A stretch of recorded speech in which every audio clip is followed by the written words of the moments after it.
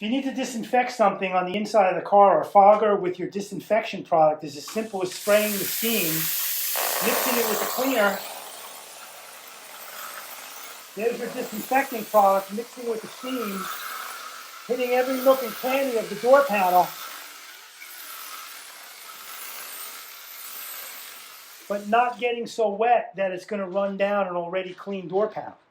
So again, depending on your choice, if it's a hot day, it can just dry on its own, or you just take a quick microfiber towel wipe to it, give it a quick wipe off the excess, and your panel's disinfected. As long as your cleaner is advertised to disinfect, it's as simple as that. We can move over to the seat, the console, the steering wheel area, the center armrest, the shifter.